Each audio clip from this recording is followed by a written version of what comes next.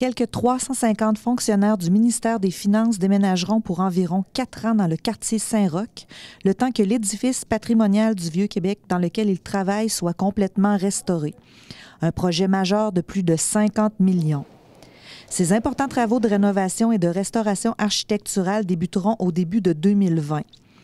Le gouvernement s'apprête à rénover entièrement l'ancien palais de justice construit en 1887, aussi appelé l'édifice Gérard D. Lévesque.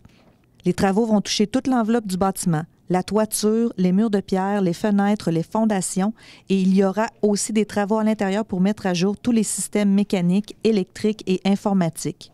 Il s'agit de la première rénovation majeure que le bâtiment subira en 40 ans.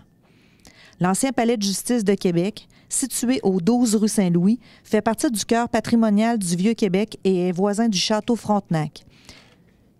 L'édifice en pierre de 4 étages, d'influence Second Empire, a été conçu par l'architecte Eugène-Étienne Taché, à qui l'on doit aussi le manège militaire et l'hôtel du Parlement à Québec. C'est à cet endroit précis de la rue Saint-Louis que le tribunal seigneurial de la Compagnie des Sans-Associés s'est installé en 1651.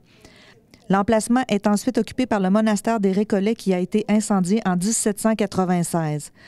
Le premier palais de justice de Québec y est construit en 1804 avant d'être incendié en 1873 et remplacé par le bâtiment actuel.